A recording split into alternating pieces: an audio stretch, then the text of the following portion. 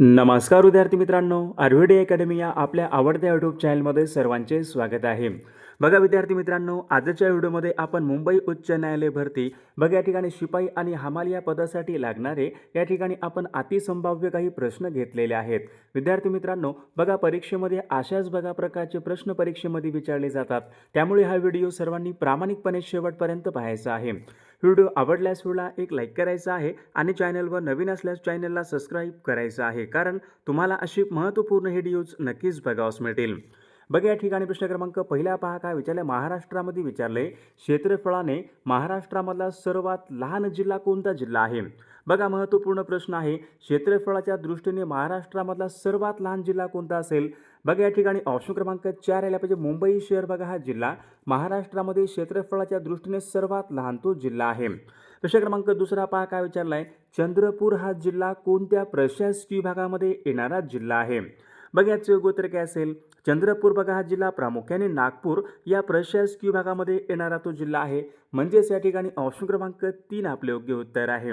प्रश्न क्रमांक पुढचा, महाराष्ट्रामध्ये विचारले, एकूण महानगरपालिका किती आहेत. महाराष्ट्र राज्यामध्ये एकूण महानगरपालिका किती आहेत.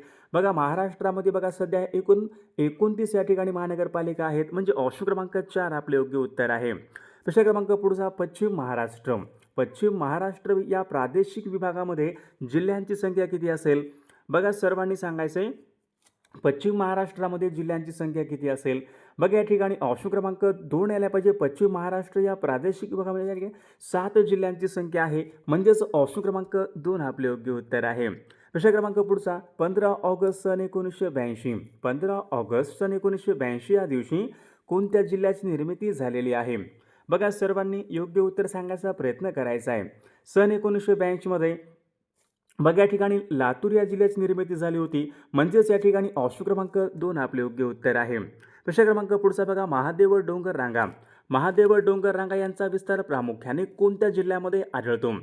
महादेव डोंगर रांगा कोणत्या जिल्ह्यामध्ये प्रामुख्याने आढळतात. तर विद्यार्थी मित्रांनो ऑप्शन क्रमांक 4 यायला पाहिजे. सातारा आणि सांगली जिल्ह्यामध्ये पहा महादेव डोंगर रांगा यांचा विस्तार प्रामुख्याने आढळतो. म्हणजे ऑप्शन क्रमांक 4 आपले योग्य उत्तर आहे. प्रश्न क्रमांक पुढचा, गाळणा डोंगर. गाळणा डोंगर विचारले, महाराष्ट्र राज्यामध्ये कोणत्या जिल्ह्यामधले डोंगर आहेत. बघा याचे योग्य उत्तर काय असेल. गाळणा डोंगर महाराष्ट्र राज्यामध्ये बघा धुळे या जिल्ह्यामधले डोंगर आहेत. म्हणजे ऑप्शन क्रमांक 4 आपले योग्य उत्तर आहे. प्रश्न क्रमांक पुढचा, खालीलपैकी एक कोणती नदी आहे जी नदी पहा नंदुरबार जिल्ह्याच्या उत्तर सीमेवरून फक्त 54 किलोमीटर वाहते. नंदुरबार जिल्ह्याच्या उत्तर सीमेवरून 54 किलोमीटर कोणती नदी वाहते. बघा या ठिकाणी ऑप्शन क्रमांक 3 नर्मदा नदी वाहते. ऑप्शन क्रमांक 3 आपले योग्य उत्तर आहे. प्रश्न क्रमांक पुढचा, कृष्णा आणि वारणा. कृष्णा आणि वारणा यांचा संगम कोणत्या ठिकाणी होतो. बघा महत्त्वपूर्ण प्रश्न आहे.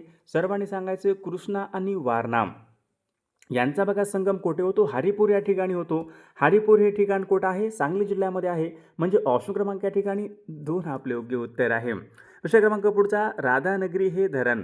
राधानगरी हे धरण विचारले, खालीलपैकी कोणत्या नावाने ओळखले जाते. बघा विद्यार्थी मित्रांनो महत्त्वपूर्ण प्रश्न आहे. मागील परीक्षामध्ये विचारला गेलेला प्रश्न आहे. राधानगरी हे धरण पहा लक्ष्मीसागर जलाशय या नावाने ओळखले जाते. म्हणजेच या ठिकाणी ऑप्शन क्रमांक 3 आपले योग्य उत्तर आहे.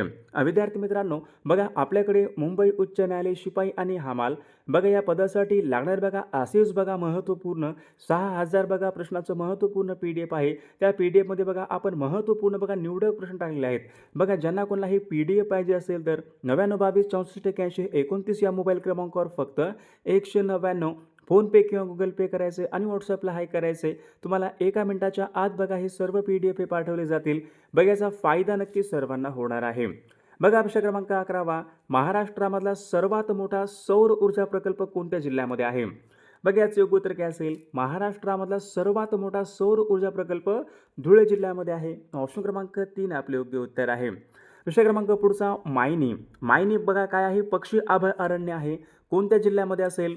सर्वांनी सांगायचे, मायनी हे पक्षी अभयारण्य सातारा जिल्ह्यामध्ये आहे. ऑप्शन क्रमांक 4 आपले योग्य उत्तर आहे. प्रश्न क्रमांक पुढचा, रायगड ते पुणे. रायगड ते पुणे या महामार्गावर बघा या महामार्गादरम्यान कोणता घाट लागतो. बघा पुणे ते बारामती दिवा घाट लागतो. बघा या ठिकाणी काय झाले, रायगड ते पुणे कोणता घाट लागतो. तामिनी घाट लागतो. पहा ऑप्शन क्रमांक या ठिकाणी 2 आपले योग्य उत्तर आहे. प्रश्न क्रमांक पुढचा, महालक्ष्मी एक्सप्रेस खालीलपैकी कोणत्या दोन शहरादरम्यान धावते? महालक्ष्मी एक्सप्रेस बघा ही रेल्वेगाडी कोणत्या ठिकाणी धावते? बघा महालक्ष्मी, बघा या ठिकाणी सर्वांनी सांगायचं आहे कोल्हापूर ते मुंबई यांच्या दरम्यान महालक्ष्मी एक्सप्रेस या ठिकाणी रेल्वेगाडी धावते. ऑप्शन क्रमांक 3 आपले योग्य उत्तर आहे. प्रश्न क्रमांक पुढचा, कोकण रेल्वे मार्गावरचा सर्वाधिक लांबीचा बोगदा कोणता असेल? बघा हा प्रश्न मागील परीक्षामध्ये होता. करबुडे हा बोगदा रत्नागिरी जिल्ह्यामध्ये येतो. कोकण रेल्वे मार्गावरचा सर्वाधिक लांबीचा बोगदा आहे. प्रश्न क्रमांक पुढचा, महाराष्ट्र अभियांत्रिकी संशोधन संस्था म्हणजे मेरी बघा ही संस्था कोणत्या ठिकाणी आहे? सर्वांनी सांगायचे बघा मेरी ही संस्था नाशिक या ठिकाणी आहे. ऑप्शन क्रमांक 4 आपले योग्य उत्तर आहे. प्रश्न क्रमांक पुढचा, महाराष्ट्रामध्ये सर्वाधिक साक्षर जिल्हा कोणता असेल?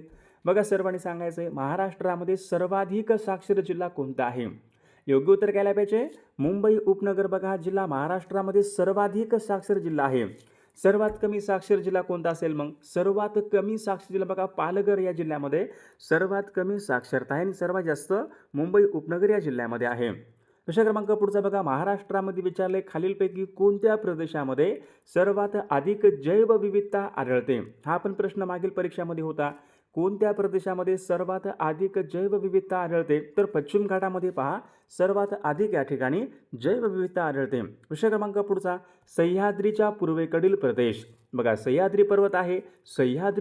सह्याद्रीच्या पूर्वेकडील प्रदेश काय म्हणून ओळखला जातो? महत्त्वपूर्ण प्रश्न आहे. योग्य उत्तर काय पाहिजे? सह्याद्रीचा बघा पूर्वेकडचा बघा जो काही प्रदेश आहे तो पर्जन्यछायेचा प्रदेश म्हणून ओळखला जातो. ऑप्शन क्रमांक या ठिकाणी 3 आपले योग्य उत्तर आहे.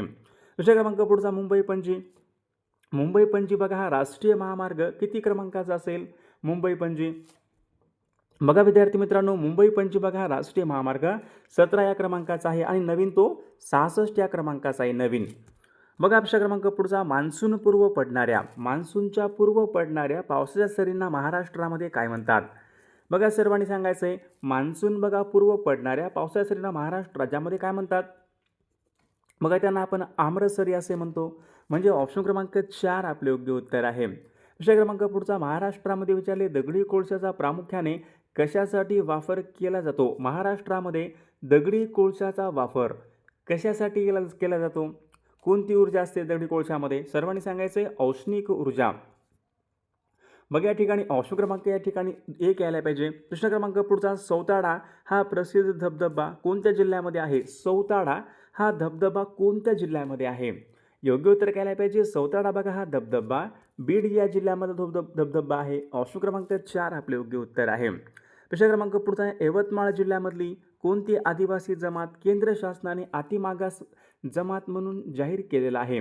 बघा यवतमाळ बघा या जिल्ह्यामधली बघा कोलाम ही बघा जी काही जमात आहे ती केंद्र शासनाने अतिमागास जमात म्हणून जाहीर केलेला आहे. बघा या ठिकाणी कातकरी ही जमात कुठे आढळते? महाराष्ट्रामध्ये. कातकरी बघा रायगड या ठिकाणी आढळते. वारली बघा ही जमात पालघर या जिल्ह्यामध्ये आढळते. बघा प्रश्न क्रमांक पुढचा, कोकणी ही भाषा कोणत्या राज्यामध्ये प्रामुख्याने बोलली जाते? कोकणी बघा भाषा प्रामुख्याने गोवा राज्यामध्ये बोलली जाते. प्रश्न क्रमांक पुढचा, तेलंगणा हे भारतामध्ये कितव्या क्रमांकाचं राज्य आहे? तेलंगणा बघा तेलंगणा हे भारतामध्ये बघा 29व्या बघा क्रमांकाचं राज्य आहे. प्रश्न क्रमांक पुढचा, कस्तुरी मांजर विचारले महाराष्ट्रामध्ये कोणत्या जिल्ह्यामध्ये प्रामुख्याने आढळते? कस्तुरी मांजर कोणत्या जिल्ह्यामध्ये प्रामुख्याने आढळते? बघा विद्यार्थी मित्रांनो, कस्तुरी मांजर महाराष्ट्रामध्ये रायगड या जिल्ह्यामध्ये प्रामुख्याने आढळते. म्हणजेच ऑप्शन क्रमांक 1 आपले योग्य उत्तर आहे. प्रश्न क्रमांक 28, भीमा कोरेगाव हे ठिकाण कोणत्या जिल्ह्यामध्ये आहे? बघा याचं योग्य उत्तर काय असेल? भीमा कोरेगाव बघा हे ठिकाण पुणे जिल्ह्यामध्ये आहे. ऑप्शन क्रमांक या ठिकाणी 2 आपले योग्य उत्तर आहे. प्रश्न क्रमांक पुढचा, अंधारी हे आभ अरण्य कोणत्या जिल्ह्यामध्ये असेल? बघा अंधारी म्हणजे चंद्रपूर. ताडोबा अंधारी हे आभ अरण्य चंद्रपूर जिल्ह्यामध्ये आहे. ऑप्शन क्रमांक 1 आपले योग्य उत्तर आहे. प्रश्न क्रमांक पुढचा, महाराष्ट्रामध्ये सर्वाधिक सिमेंट कारखाने कोणत्या जिल्ह्यामध्ये असतील? महाराष्ट्रामध्ये सर्वाधिक सिमेंट कारखाने बघा चंद्रपूर जिल्ह्यामध्ये आहेत. ऑप्शन क्रमांक 2 आपले योग्य उत्तर आहे. प्रश्न क्रमांक पुढचा, चांदोली या धरणाच्या जलाशयाचं नाव काय असेल? बघा सर्वांनी सांगायचे चांदोली बघा हे धरण आहे. सर्वांना माहीत आहे चांदोली या धरणाच्या जलाशयाचं नाव काय असेल? बघा विद्यार्थी मित्रांनो, वसंतसागर जलाशय बघा हे चांदोली या धरणाच्या जलाशयाचं नाव आहे. बघा प्रश्न क्रमांक पुढचा या ठिकाणी महाराष्ट्रामध्ये एकूण कटक मंडळे किती आहेत? महाराष्ट्र राज्यामध्ये एकूण कटक मंडळे या ठिकाणी 7 आहेत. म्हणजे ऑप्शन क्रमांक या ठिकाणी 2 आपले योग्य उत्तर आहे. विषय क्रमांक पुढचा सातारा आणि सांगली जिल्ह्यामध्ये कोणत्या डोंगर रांगा आहेत? बघा प्रश्न आपल्याकडे आत्ताच झाला होता. सातारा आणि बघा सांगली जिल्ह्यामध्ये प्रामुख्याने महादेव डोंगर रांगा यांचा विस्तार आहे. ऑप्शन क्रमांक या ठिकाणी 3 आपले योग्य उत्तर आहे. विषय क्रमांक पुढचा 26 ऑगस्ट सन 1982 चंद्रपूर या जिल्ह्याचं विभाजन होऊन कोणता नवीन जिल्हा निर्माण झाला होता? बघा चंद्रपूर या जिल्ह्याचं विभाजन होऊन कोणता नवीन जिल्हा निर्माण झाला होता? बघा सर्वांनी सांगायचं बघा चंद्रपूर या जिल्ह्याचं विभाजन होऊन गडचिरोली या ठिकाणी नवीन जिल्हा या ठिकाणी निर्माण झाला होता. विषय क्रमांक पुढचा बघा मुदखेडचे डोंगर. मुदखेडचे डोंगर कोणत्या जिल्ह्यामधले डोंगर आहेत? बघा याचं योग्य उत्तर काय असेल? मुदखेडचे बघा डोंगर हे प्रामुख्याने नांदेड या जिल्ह्यामधले डोंगर आहेत. मुदखेडचे डोंगर कुठं आहेत? नांदेड जिल्ह्यामध्ये आहेत. विषय क्रमांक पुढचा देहू आणि आळंदी ही शहरे कोणत्या नदीच्या काठावर आहेत? देहू आणि आळंदी ही शहरे बघा देहू आणि आळंदी बघा ही शहरे इंद्रायणी नदीच्या काठावर आहेत. ऑप्शन क्रमांक या ठिकाणी 3 आपले योग्य उत्तर आहे. विषय क्रमांक पुढचा बघा विदर्भ पाटबंधारे. विदर्भ पाटबंधारे विकास महामंडळ यांचं मुख्यालय कुठं असेल? बघा विदर्भ या ठिकाणी म्हटलंय. विदर्भ पाटबंधारे विकास महामंडळ यांचं मुख्यालय नागपूरला आहे. ऑप्शन क्रमांक या ठिकाणी 2 आपले योग्य उत्तर आहे. विषय क्रमांक पुढचा मार्लेश्वर हा धबधबा. मार्लेश्वर हा धबधबा कोणत्या जिल्ह्यामधला धबधबा आहे? बघा सर्वांनी सांगायचे मार्लेश्वर बघा हा धबधबा रत्नागिरी या जिल्ह्यामध्ये धबधबा आहे. बघा ठोसेघर एक बघा धबधबा आहे. ठोसेघर. ठोसेघर बघा हा धबधबा कुठं आहे? ठोसेघर. ठोसेघर बघा हा धबधबा सातारा या जिल्ह्यामध्ये आहे. सौताळा बघा बीडला आहे. मार्लेश्वर कुठं आहे? रत्नागिरी जिल्ह्यामध्ये आहे. विषय क्रमांक पुढचा बघा तुळजाभवानी मातेचे मंदिर कोणत्या जिल्ह्यामध्ये आहे? तुळजाभवानी बघा मातेचे मंदिर हे धाराशिव या जिल्ह्यामध्ये आहे. विषय क्रमांक पुढचा दिसपूर. बघा दिसपूर कोणत्या राज्याची राजधानी आहे? सर्वांनी सांगायचं आहे. बघा दिसपूर पहा विद्यार्थी मित्रांनो आसामची राजधानी आहे. ऑप्शन क्रमांक या ठिकाणी 2 आपले योग्य उत्तर आहे. भारतामध्ये बघा 28व्या क्रमांकाचं राज्य कोणतं होतं? भारतामध्ये 28व्या क्रमांकाचं 29वे कोणतं? तेलंगणा. 28व्या क्रमांकाचं कोणतं होतं? बघा सर्वांनी सांगायचं आहे. बघा या ठिकाणी झारखंड राज्य आहे. ऑप्शन क्रमांक 3 आपले योग्य उत्तर आहे. कोकणी ही भाषा प्रामुख्याने कोणत्या राज्यामध्ये बोलली जाते? कोकणी भाषा प्रामुख्याने गोवा राज्यामध्ये बोलली जाते. विषय क्रमांक पुढचा बघा केटू. केटू बघा हे पर्वत शिखर खालीलपैकी कोणत्या पर्वत रांगामध्ये आहे? केटू कुठं आहे? सर्वांनी सांगायचं केटू. बघा केटू हे काराकोरम. बघा केटू कुठं आहे? काश्मीर हिमालयामध्ये असून ते काराकोरम रेंजमध्ये बघा. ऑप्शन क्रमांक या ठिकाणी 2 आपले योग्य उत्तर आहे. बोकारो आणि झारिया. बोकारो आणि झारिया हे दगडी कोळसा क्षेत्र कोणत्या राज्यामध्ये असतील? सर्वांनी सांगायचे बोकारो आणि झारिया बघा हे दगडी कोळसा कुठं असतील?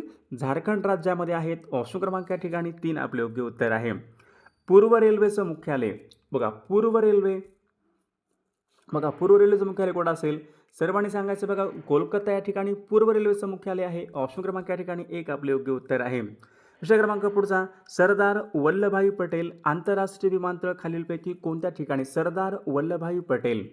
सरदार वल्लभभाई पटेल बघा हे आंतरराष्ट्रीय विमानतळ अहमदाबाद या ठिकाणी आहे.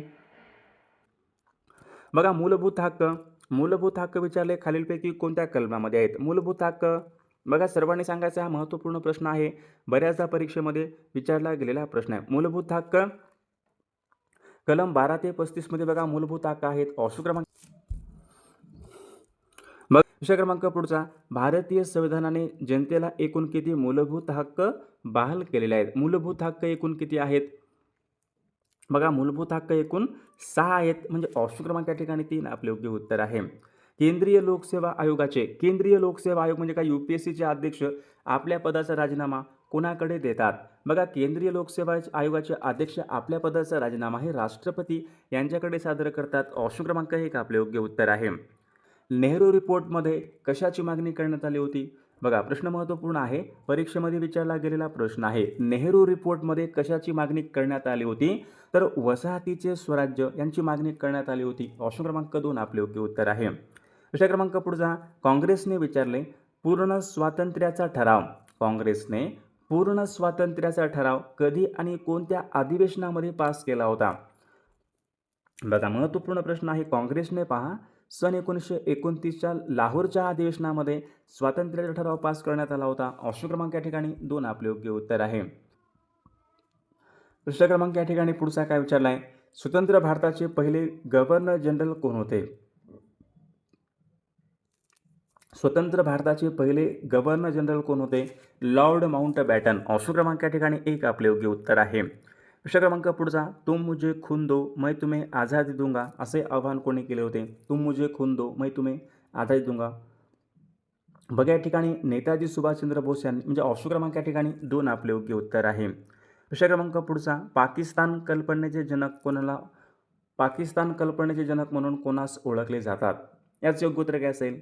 पाकिस्तान कल्पनेचे जनक म्हणून मोहम्मद इक्बाल यांना ओळखले जाते. म्हणजे ऑप्शन क्रमांक या ठिकाणी 3 आपले योग्य उत्तर आहे. प्रश्न क्रमांक पुढचा, सन 1942च्या आंदोलनामध्ये आझाद रेडिओ स्टेशन चालवण्यामध्ये कोणत्या महिलांचा समावेश होता? आझाद रेडिओ स्टेशन चालवण्यामध्ये कोणत्या महिलांचा समावेश होता? योग्य उत्तर काय असेल? उषा मेहता. ऑप्शन क्रमांक 2 आपले योग्य उत्तर आहे. प्रश्न क्रमांक पुढचा, विषुववृत्तीय पट्ट्यामध्ये हवामान कसे असते? विषुववृत्तीय पट्ट्यामधले हवामान कसे असते? तर विद्यार्थी मित्रांनो, या प्रश्नाचं उत्तर बघा सर्वांनी कॉमेंट करून सांगायचं आहे. सर्वांनी आपल्या व्हिडिओला एक लाईक करायचा आहे आणि आपल्या चॅनलला सर्वांनी सबस्क्राईब करायचं आहे, कारण तुम्हाला अशी महत्त्वपूर्ण व्हिडिओज नक्कीच बघावयास मिळतील. आणि आपल्याकडे बघा महत्त्वपूर्ण PDF आहेत, त्यामध्ये बघा महत्त्वपूर्ण आपण प्रश्न टाकलेले आहेत. संपूर्ण बघा या ठिकाणी मुंबई उच्च न्यायालय शिपाई आणि हमाल या पदाकरिता आहेत. बघा ज्यांना कोणाला PDF पाहिजे असेल तर